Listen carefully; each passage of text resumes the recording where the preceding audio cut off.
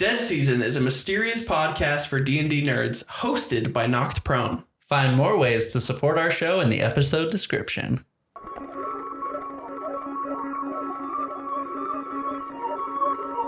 a realm beyond the living, a group of spiritual souls, floating through death's mystery, fate decided by dice rolls.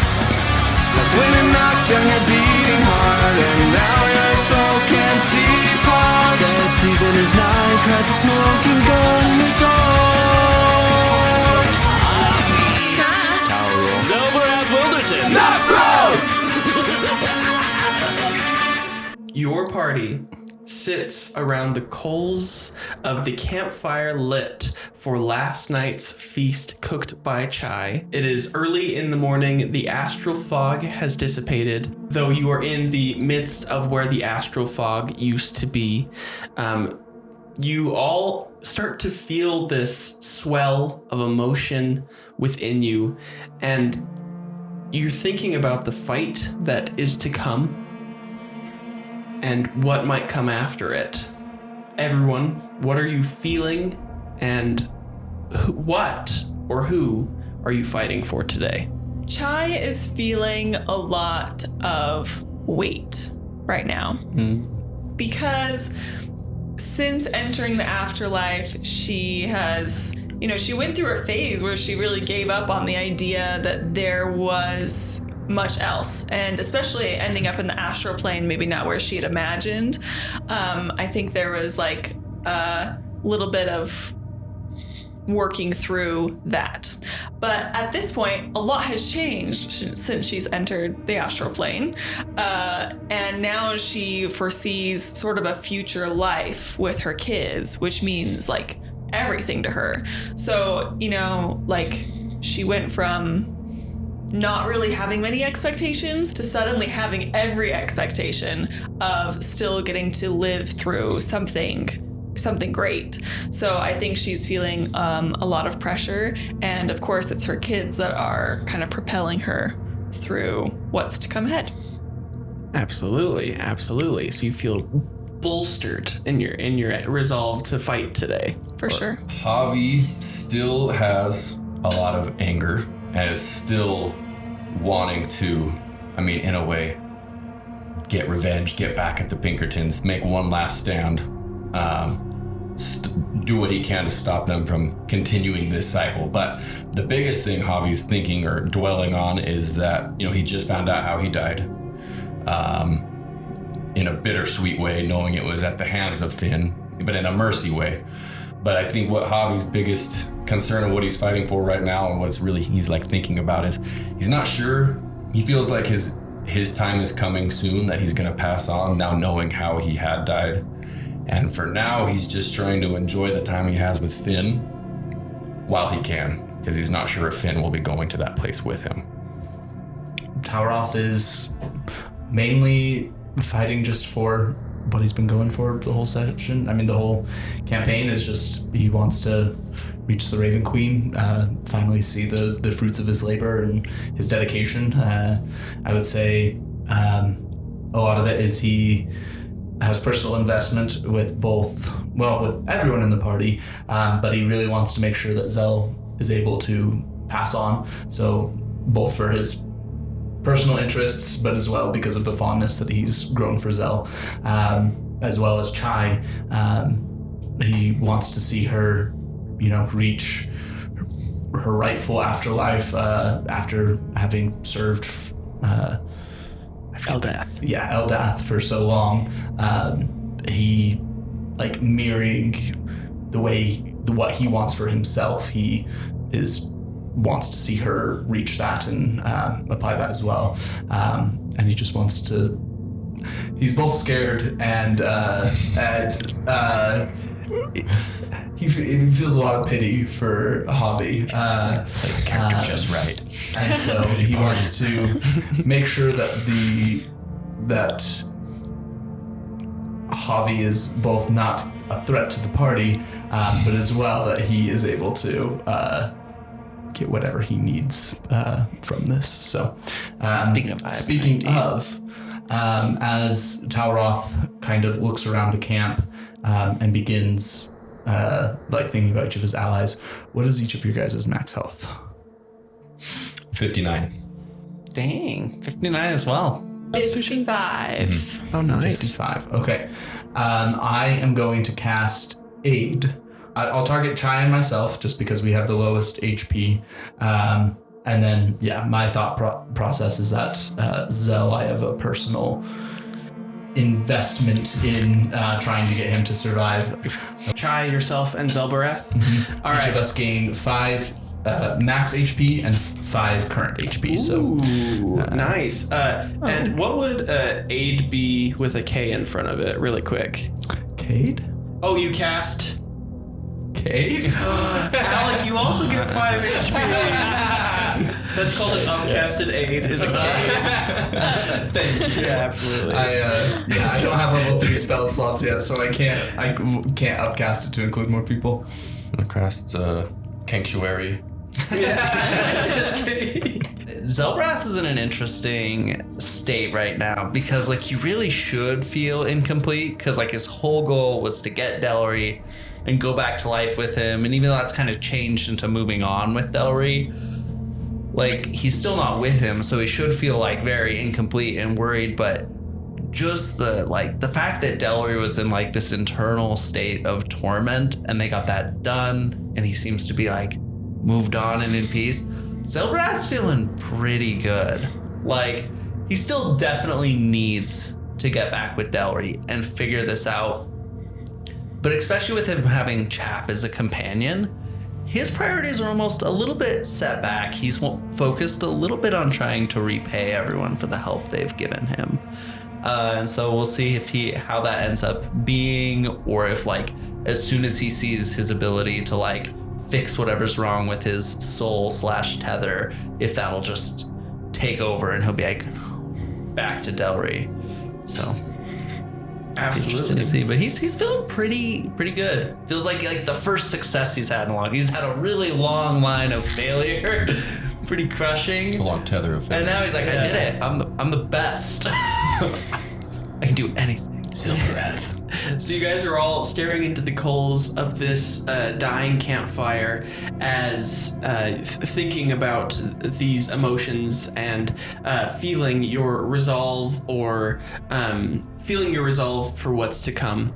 And what would you guys like to do now? Well, our thought was to head towards the phylactery factory, Right. which is how far away?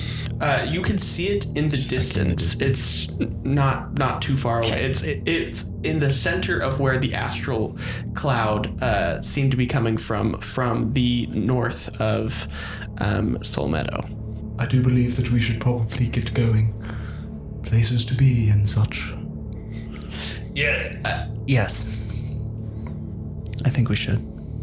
And there's nothing else to do here. Are y'all feeling ready? Is there anything we need? This feels like a really big step, you know? I mean, throughout the night, as everybody's been resting, Javi's been making different tweaks, and Finn and him have been working on his suit, and he's just gonna say, I think I have everything I need. I'm ready. Me as well. Let's take down some Pinkertons, huh? Let's do it. As we do walk, though, I want to pull Javi aside. And as we're going just... In jealousy, I pull Chai aside. I'll be kind of like holding out my lantern to try to light the way. Ask him to... Are you feeling all right? I do have a lot on my mind. But my path seems clear.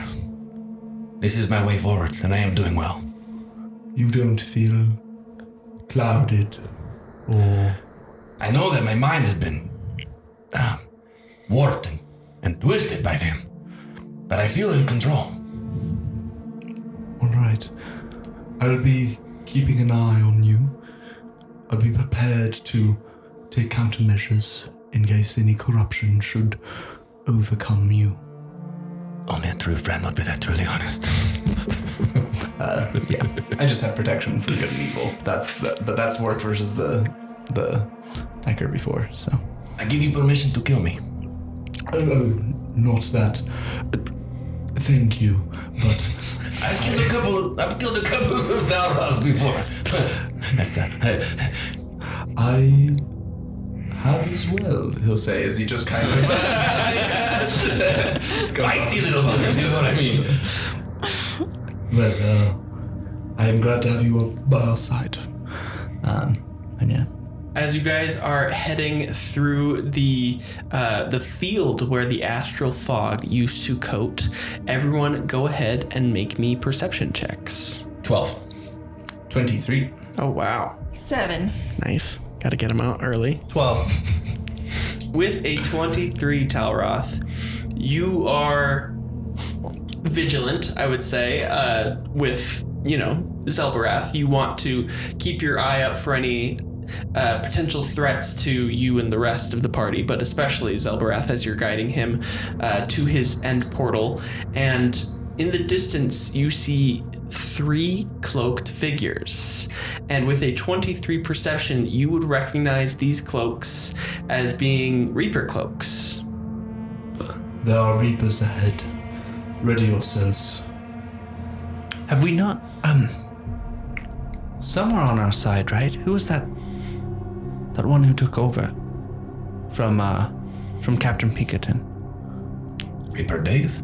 Reaper Dave. yeah. Wasn't he friendly to us? I guess it. Yeah, there were clones of Reaper Dave that weren't as friendly. They had missions. Reaper Dave seemed to be under the impression that we hadn't done anything wrong. I think last time we saw him, he didn't see us as suspects to a serious crime. Okay. Reaper Dave also seemed impressionable. It's possible that they have gotten to him. Him not being suspicious of us makes me suspicious of him. I don't trust him. Our fingerprints were all over the crime scene. Don't you remember? I'll hold up the lantern. The wisps are going to basically will just start circling me in on opposite sides in a radius of 10 feet. If you are within this radius, that is what gives you the extra protection. Everyone roll me Arcana or Insight checks. 8. 12. 12. Wonderful. 6. Great. Come on, 16. All right. So for everyone who got a 13 or lower, which is everyone except for Xelborath, you see that these creatures are. They're a little backlit as you're approaching them. There is a. The robot's red laser from The Incredibles, the circle robot that scans Mr. Incredible. There is that cherry red color of laser that is emanating from as you approach the group and your eyes are adjusting to the red glow. You see you are standing right in front of this phylactery factory, and this soft red glow of lasers that seems to be scanning these reapers intoxicates you, and you feel yourself yearning for the warmth of the light. All 3 of you roll me a d6. Not you, Danny, though. 2. 3. 3. 2. You each take 7 points of psychic damage, and you'll have disadvantage on any checks while inside of the laser's light. But it's warm. Reminds me of home. It feels nice. Are we under the light yet? As you see the light, this happens. You're not in the light yet. Okay. Good clarification. Zell, however, with a 16, a heat seems to be emanating from these lasers, and it seems to be the same temperature as the ichor itself. You recall a steaming heat coming off of the substance when you have made contact with it. And when the laser is put in contact with a lower body temperature, like body temperature, for instance, a sensor goes off, it seems, and there's a consequence for the sensor going off. So you guys have not entered the laser, but you are standing outside of it, 3 of you very intoxicated by it, 1 of you realizing this is dangerous. I'm not entirely sure how these work yet, but I think we should avoid the light, despite its comforting feeling. I think that the source of the light will be wherever we need to go. Perhaps we can get there a little bit around the light itself. Maybe the Besides- Reapers are using this to bolster themselves up. Maybe it's like a superpower, you know? Can we see where the lasers are coming from? There is a center ruby that is above the doorway, and it seems to be sheathed by a fish-eyed looking lens that is filtering the light out amongst the front of this. How far approximately? It has about a 20-foot radius, so within 20 feet of the front of the door, in either direction is this light. Does it look like there's any gaps we could pass through? Or is it kind of more like get through the light as fast as you can? 15. 15. 3 factory walls have kind of posted up in a crisscross pattern about 5 feet apart from each other. So you could potentially jump from shadow to shadow with successful checks in order to get to the front with minimal laser effectiveness. Okay. I think seeing that it's coming from, so it's a fairly small, like, ruby above this doorway. Yes. Yeah. I think Hago will say, "Hey, Finn, go cover that up. Go cover that up." Absolutely. And send Finn forward. Roll me an Arcana check. We are here on official business. What is your directive? One of the Reapers is going to turn their face, so the cloaked face kind of comes into the light a little more, and you see a shocking sight, Talroth, yourself. You see 2 other Talroths also standing next to this centermost Talroth, and they look at you. One has little microscopic cuts that you have seen on the pigs and the deer. I think at one point you've seen, as well as the Lady Pinkerton from the start of our journey. One of them is covered in moss, kind of like Will Turner's dad in Pirates of the Caribbean, Nice. how he's covered in shells, but he's covered in moss instead. And then a third looks to be shambling around, and you see a Earl-shaped hole in the center of his chest. An Earl's hand-shaped hole in the center of his That chest. same one. It was a 15 on the Arcana, by the way, 15 on the Arcana for Finn to go forward and cover the ruby. Wonderful, wonderful. Finn is able to get to the light and is able to dismantle it temporarily. Roll me a d4 minus 1. 1. Minus 1? So Nope, you rolled a rolled a 2? 2. Okay. So for 1 round, this light will be inactive. Okay. Yeah, seeing that, I'll just ready yourselves. I don't think they're friends.